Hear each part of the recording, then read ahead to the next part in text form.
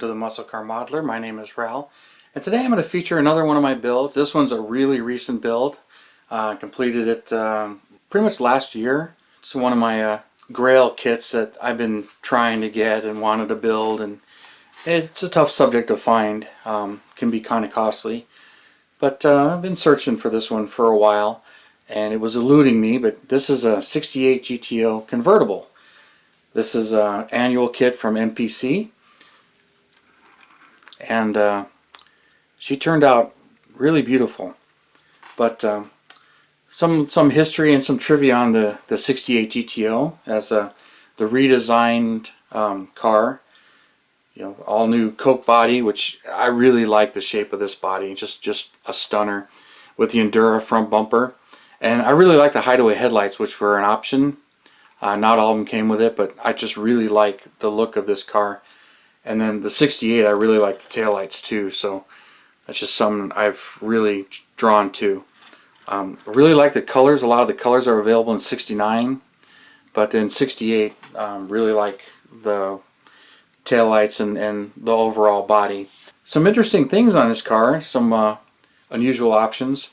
The GTO came with the 400.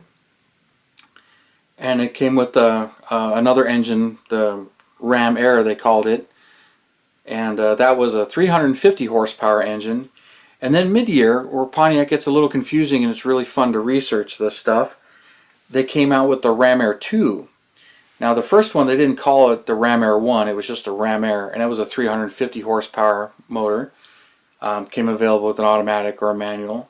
But then they came out with the Ram Air 2 package, which is pretty much a drag strip package. It was rated at 360 horsepower along with the regular Ram Air. I've seen some paperwork that says 366, but for, you know, what's pretty much a low advertised horsepower option, it's a little confusing, and another reason why they didn't really sell that many of the Ram Air 2 and you really don't hear about them. It was a drag strip package for the most part. It was advertised as virtually the same horsepower as the Ram Air, and it only came with a manual tranny, and it came with 433 gears. And Car Life had rated one and test drove one, and while it was faster than a drag strip, they said it wasn't easy to live with on the street. The motor didn't idle very well, and they said it really didn't run very well below 3,000 RPM. From 3,000 to 6,000, they said it was a screamer and it ran really well, but that was Car Life's review on it.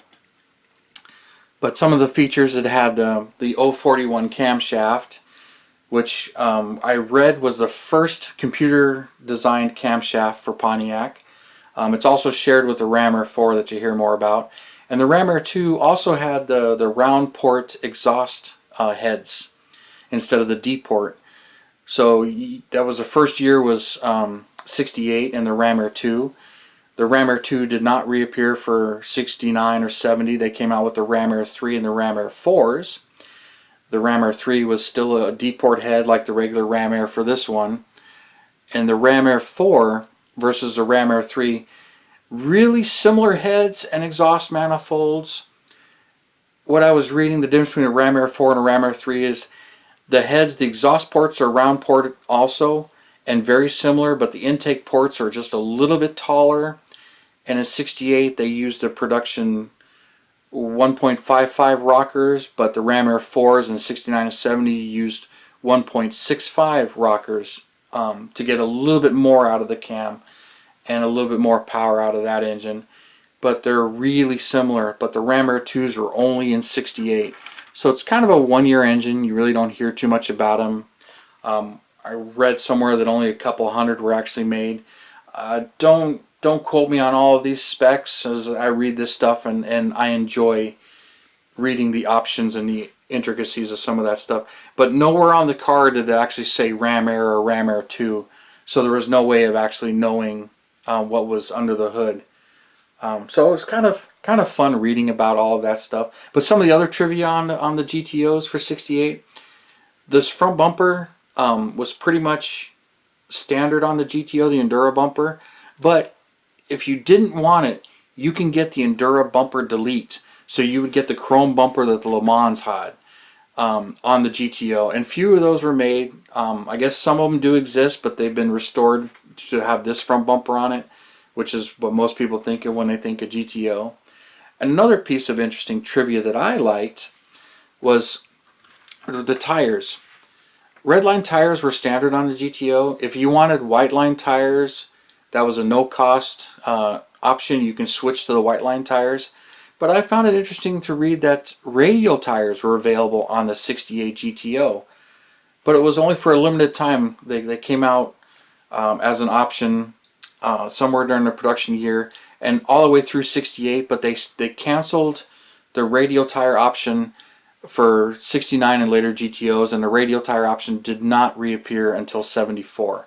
So I thought that was a nice piece of interesting trivia as well. To get more onto what I actually did here, this for me was a eBay purchase of a assembled but not a glue bomb model. And what was interesting about this particular one was they would come up and I would see beat up ones or missing parts, and I was hesitant about going for it. Some of them really had all kinds of work that were done to them, and they go for quite a bit. So I was waiting for the right one to come along, and I also knew that Sean Carpenter, he did resin ones of these, and I've gotten some of his kits in the past. I had skipped out on the GTO. I put it off and didn't really think too much about it. It was one of the ones that, you know, with resin, buy it now, it may go away. And that was one I had missed. And they don't pop up. And I sent him an email, and this was years ago, wondering if, you know, he had them, and he said he was no longer producing them and didn't have any plans to make any more. And he was pretty much moving out of the resin business. But why I brought that up was when this one popped up on eBay, it was unpainted, all white. I'll post some photos of it because I got a few photos of what I got. And it had a little damage right here. And I can see the cowl had the cowl piece in here was actually, this is actually resin. So that was resin, and one of the wheels was resin. And when I bid on it and won, I didn't realize right away that it was, his eBay handle is SS396, something along those lines. And I actually bought this from Sean Carpenter, so it made me laugh that I wanted to buy one of his resin kits, and I ended up buying a build kit from his collection.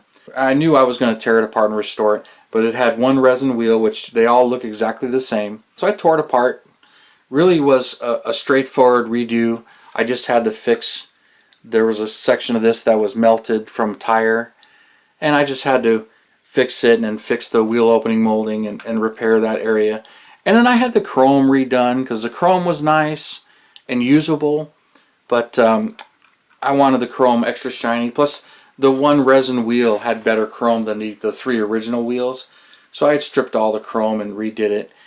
And during my research on colors, I knew I wanted to do this in the Verado green, or however you actually say that. I'm not 100% sure. But this paint is from Scale Finishes, and it's that Verado green. But I just really like that color on this car. So I had to do that. And during all my research, I had found one through Barrett & Jackson's auction site that was done with the lime green interior, which I guess is very rare. Most of them I'd seen with white, or I'd seen with black interior. And this one was a lime green interior. So I had some lime green paint that's meant for a 67 Mustang or Shelby. And I sprayed it on the interior and didn't gloss coat it, so it's kind of got a semi-gloss, but that's Scale Finishes paint also.